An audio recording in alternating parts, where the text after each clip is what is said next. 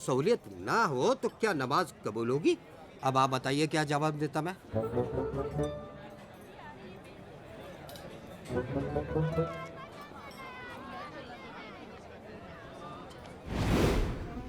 तकलीफ होती है ऐसे बैठने में। नहीं, जिन लोगों को इस पोस्चर में बैठने में तकलीफ होती है उनके लिए भी इलाज है। हाँ, वो कुर्सी पर बैठकर नमाज अदा कर सकते हैं। नीयत साफ होनी चाहिए। नमाज तो कुर्सी पे बैठ के भी की जा सकती है जी जी। नीयत साफ होनी चाहिए। मन चंगा तो कथरोट में गंगा। नहीं नहीं नहीं फिर आपका तारुफ नहीं हुआ। मैं शाहज़ब खान। आपका इस्म शरीफ? शरीफ खान। आप बड़े ही आलिम फाजिल मालूम पड़ते हैं। एक बात बताइए, क्या बाल बढ़ाना सुन्नत है?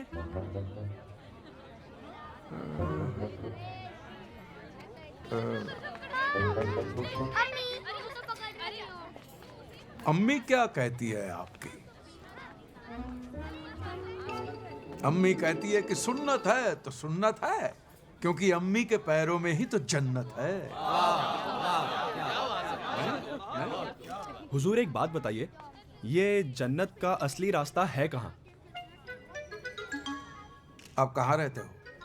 जी, कलावर से जो रास्ता बाई ओर जाता है, बस वही हमारे गरीब खाने का रास्ता है। बस तो वही तो रास्ता है जन्नत का। जो रास्ता आपके घर का है वही रास्ता जन्नत का है। क्या बात है, क्या बात है, माशाल्लाह। आइए। मौलवी साहब, ये हमारी बेगम है, ये हमारी शहजादी। इन्हें दुआ दीजिए।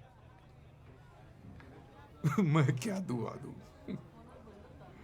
हाँ, जो सही है वही दुरुस्त है। वाह वाह, क्या बात है, क्या बात है, जो सही है वही दुरुस्त है। क्या बात है, सुभान अल्लाह। आइए खाना खाते हैं। खाना खाते नहीं, बिस्मिल्लाह करते। चलिए चलिए।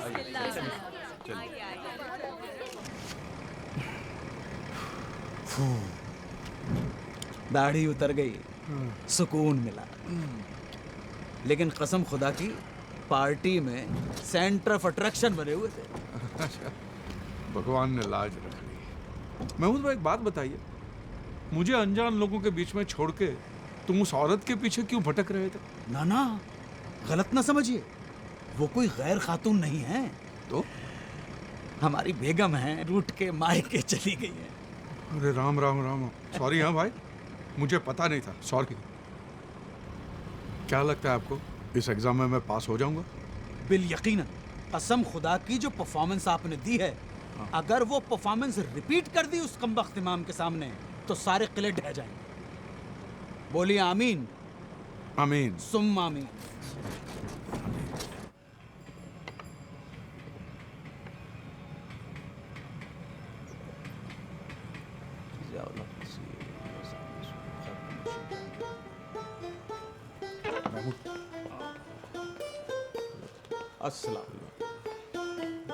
अस्सलाम वालेकुम। वालेकुम। तशरीफ रखिए जनाब, फरमाएं। इमाम साहब, खाकसार को नवाब महमूद नजीम अली शाह खान बहादुर के नाम से जाना जाता है। माशाअल्लाह, रियासत जूनागढ़ के शाही खानदान से हम ताल्लुक़ रखते हैं। बहुत खूब, बहुत खूब। मियाँ धर्मपाल त्रिवेदी हमारे अजीज़-ए-मंद दोस्त हैं। बैठे।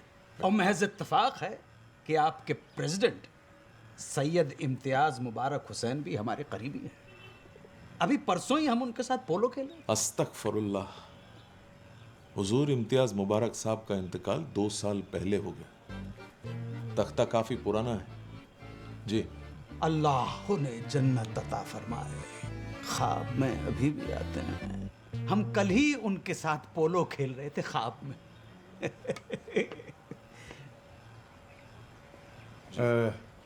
इमाम साहब, अब हम पूरी तरह से मुसलमान हो गए हैं। हमारे दोस्त ने बहुत अकीदत के साथ इस्लाम को जज्ब कर लिया है।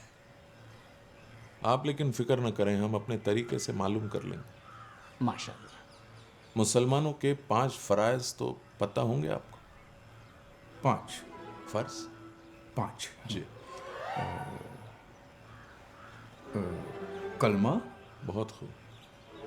नमाज, रोजा, जक़ात, हज। 5 हज। माशाअल्लाह। अल्हम्दुलिल्लाह। जरा अव्वल कलमा पढ़िए तो। ला इलाहा इल्लल्लाह मोहम्मद मुहम्मद रसूलुल्लाह। अव्वल कलमा। शुरू हो जाए। हाँ, उसमें क्या है? कलमा। वो तो कहा ही है ना, कलमा पढ़ते रहे, फल की चिंता मत कर। कहा ही है ना। लेकिन हमें चिंता हो रही है जनाब, आपके अब्बा हुजूर की। तशरीफ ले जा सकते हैं आप। अल्लाह हाफिज। ये आप क्या कह रहे हैं इमाम साहब? जी। जी जी, आप गलत कर रहे हैं, बिल्कुल गलत कर रहे हैं। गुनाह है ये। किसी को भी जोर जबरदस्ती से मुसलमान बनाना गुनाह है। महमूद, एक बात गौरतलब है कि एक बेटे को पूरा हक है अपने वालिद से मिलने का, और अगर आप ये हक छीनते हैं तो ताजिरात हिंद की दफा 339 महमूद। और 340 के तहत अदालत के कटघरे में खड़ा कर दूंगा। अच्छा, तो वकील साथ लाए हैं आप? नहीं, दोस्त है पुराने। महमूद, नजीम, अली शाह वगैरह वगैरह जो भी नाम है आपका, वकील हैं आप। जी जनाब। ले जाइए अदालत में, लड़ने दीजिए अपने हक के लिए। नहीं, मेरे लेकिन जब तक तारीख लगेगी तब तक आपके वालिद अल्लाह मियाँ को प्यारे हो चुके होंगे। तो बैठ जाओ, मैं बात करता हूं ना। आप इनकी बातों में मत आइए इमाम साहब। मुझे एक बार मेरे पिताजी से, अब्बा जी से मिलने दीजिए। अल्लाह हाफिज।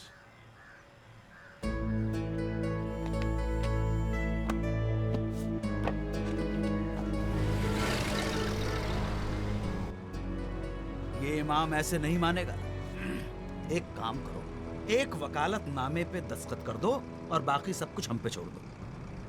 देखना, 2 दिनों के अंदर तुम्हारे अब्बा के साथ तुम्हारे दरवाजे पर अगर ये इमाम आके खड़ा नहीं हो गया तो कसम से हमारा नाम नवाब महमूद नजीम अली शाह खान रखा। बस, आपका नाम 1000 बार सुन चुका हूं मैं आपसे। बस, मैंने आपसे कितनी बार कहा कि मुझे कोर्ट कचहरी में नहीं जाना है।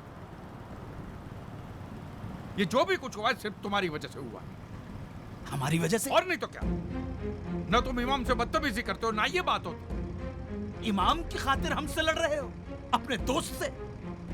लाहौर, हमने तुम्हारी दोस्ती की खातिर क्या क्या नहीं किया। तुम्हारी मोहब्बत के लिए दिन रात जागकर तुम्हें सबक सिखलाए, तालीम दी, और तुम नादान की दोस्ती जी का झंझा। और क्या तुम्हारे जैसे दोस्त हो तो दुश्मन की जरूरत ही ना पड़े। सच। वाह वाह वाह, दगाबाज यार। क्या हुआ? उतरो। क्या? यहां पे? हाँ, यहीं पर, इसी जगह, अभी। आ गया चमक पे। धोखा दे दिया। वो भी कैसे? बीच रास्ते पे, सिटी के बाहर। मेरी दादी माँ सही कहती थी कि तुम लोग किसी के सगे नहीं हो सकते, और तुम लोग किसी का एहसान नहीं मान सकते हो। एहसान फरामोश हो तुम।